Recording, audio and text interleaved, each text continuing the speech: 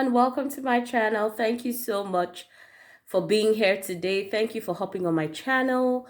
Despite the myriad of channels available on YouTube, I don't take it for granted. I appreciate your support. Thank you for being here.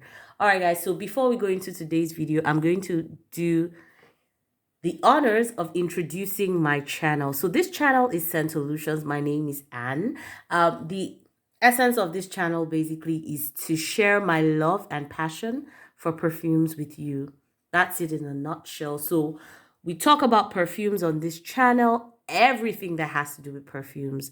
We discuss, we review, and hopefully you find this interesting enough if you haven't subscribed to subscribe to my channel and join our lovely fragrance family. All right, guys, so today we're going straight into the business of the day with 5 perfumes that I need to give a lot more love in my collection. I'd done a part 1 of this series and I'd mentioned that I was going to do a part 2 because I couldn't touch on all the fragrances in the first video. So this is a continuation of that video, and I just want to talk about those perfumes that I think I need to love a little more. So we'll start with YSL Mon Paris. That is this beautiful bottle right here. The top notes that hit you with this one are raspberry and strawberry. I find this very pretty. It's a very cute bottle. It has a nice little bow at the top. I love the bottle. It's very nicely packaged. Marketed as a, I would say, berry-based fruity floral. That's what I'll call it. So the top notes that hit you when you use this one are like your raspberry, your strawberry, your peonies. I believe there's patchouli in here, and it's weaved in with some zesty orange, some luscious sweet pear.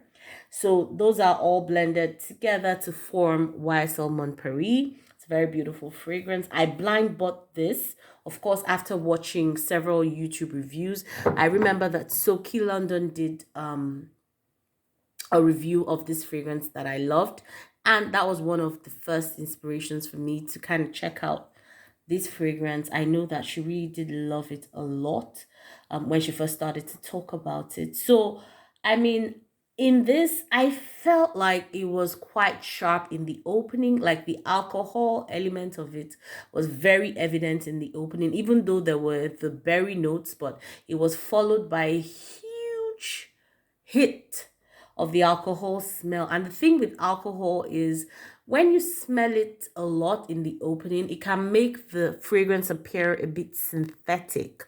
So if you're not very patient to wait for the dry down and just see how the fragrance evolves, you could be a bit turned off by the fragrance. So the alcohol definitely hit me in the opening. It was very heavy on the berries. Reminded me a bit of like berry-based jam. It was sweet, really, really, really sweet. But then as it dried into the mid, I began to get whiffs of like the peony, the jasmine, sandbark, some florals.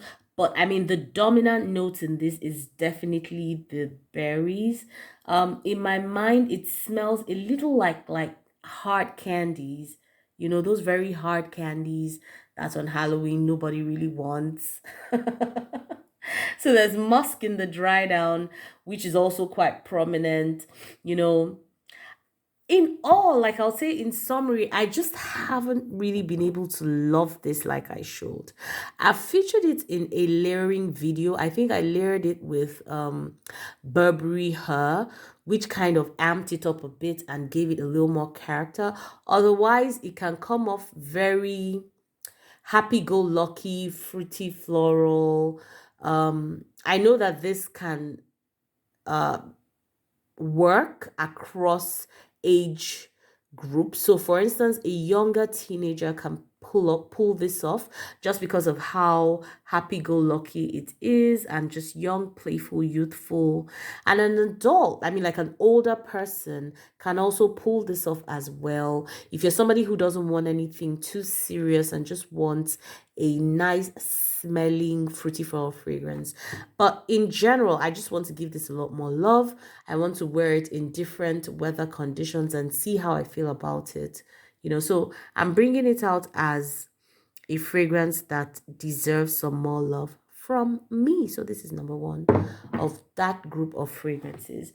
Next up on my list, I have my Azzaro Wanted Girl by Night.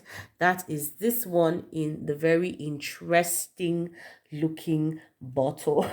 So I've reviewed this on my channel before as well. This one is pretty, and the bottle is very unique. It's shaped like a trigger, so you can either spray it this way, or you spray the top. So you can either pull the trigger. Why is the trigger not working? I'm not sure. Anyways, you can pull the trigger, you can spray it from the top. Very nice jet when you first spray, so it's really nice. I love the bottle. It has it reminds me of Dior Poison Girl and Black Opium Eau de Parfum. I feel like they're in the same vibe. They've got the same vibe in general. This is whipped cream, some boozy rum. So you get that lactonic feel because of the cream. You get the alcoholic feel or the boozy feel because of the rum. I really liked this when I first got it. I used it quite a bit, especially for nighttime, date nights, that sort of thing. It's got some patchouli in the base. It's very sweet, very playful, very sexy and youthful. I want to give this a lot more love. I haven't been in recent times, but I think that as the lockdown eases and we begin to go places like in the evenings, go out to dinner and stuff like that, I want to bring this out a lot more and use it. So that's Azzaro Wanted Girl by Night. All right, next up we have La Nuit Trésor EDP. That's this beautiful diamond shaped gem right here. Now, this is a night treasure. I mean, if we're translating from English to, or rather from French to English, this basically means a night treasure. And I think that the name is appropriate for like the vibe that this perfume gives off. So now this one has top notes of lychee. I believe there's some raspberry in here as well. There's rose, there's incense, vanilla, absolute, and praline. There are other notes in there. There's quite a wide variety of notes in this fragrance, but these are the ones that I kind of pick up.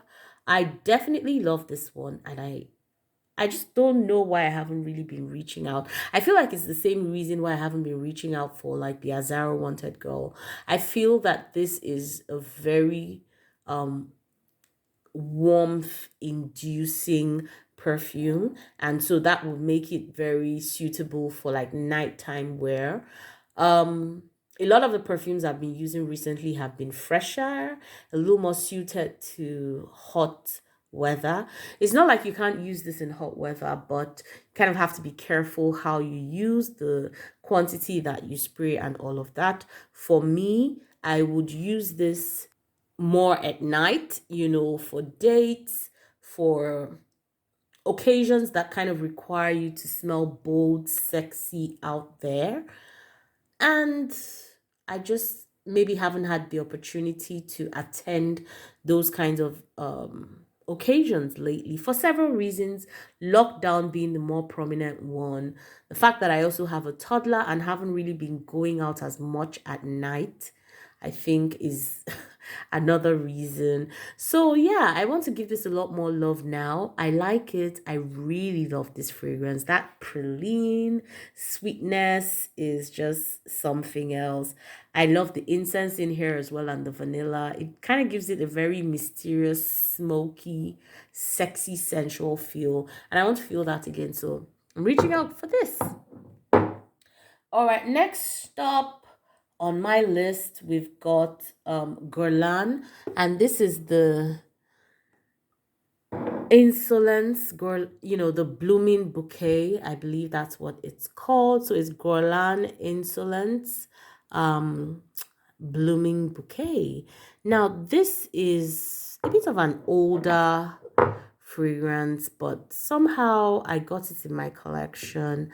And after spraying it like once, twice, thrice, haven't really been using it. Again, I think that this, and I don't know what happens to me when I buy fragrances sometimes, because for this one, I've realized that it is not a perfume that is suited for very hot weather. I live in Lagos, Nigeria. We're in West Africa.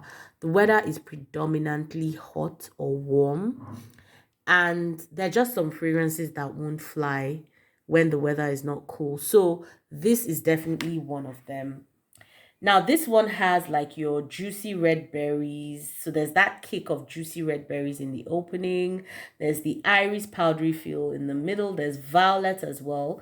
The note profile is not too complex. There are very few notes. I don't know if it's that they didn't write all the notes or whatever, but it's basically the red berries, the iris, the violet, and it's very unique in my opinion. You know, powdery, floral, really unique, but I just haven't been reaching out for it. So what I'm going to do is consider layering it, for instance, with, you know, some maybe musk and stuff like, or oud, see how it plays out. But I definitely want to give this a lot more love. I love the bottle. I think it's a masterpiece. It's really pretty. It's old, so I'm not even like, I'm not going to dwell too much on this because it's probably discontinued, but I know this was a limited edition fragrance. I like it anyway. It's nice. And I'm going to try and see if I can use this a lot more. Right, there's that for that. Finally, we have Nina Ricci Lextas. One thing I like about this perfume is the bottle. This gold bar on top makes it look very luxe, very expensive. It is just very pretty, guys. This is a beautiful bottle. The fragrance is very mature, sexy, you know, like grown woman type of sexy. So it's not just sweet for the sake of being sweet, but it has some very sensual, sexy components to it that I love, love, love. Um, you know, it was formulated by Francis Kurkdjian of the Baccarat Rouge fame. So obviously I had very high expectations for it, which it definitely met. It's dominated by the accords of sweet notes, caramel and vanilla, peaches as well as raspberries. It's suited to a woman who wants to basically show off her sexy side in an elegant way. I think that the dry down is also very sensual. You get like patchouli in the dry down. There's also some benzoin as well. So I think that creates a very sexy side to this fragrance beyond the sweetness. I'll describe this as more nighttime than daytime. And for me, because it lasts really long on me, you know, and it projects very well on me. So I don't overspray this, but I also recommend that for this one, you spray like a few minutes before you leave the house, because I think the beauty of Nina Ricci L'Extase is in the dry down. The dry down is an absolute wonder. It's fantastic. Absolutely fantastic. I want to experience this a lot more.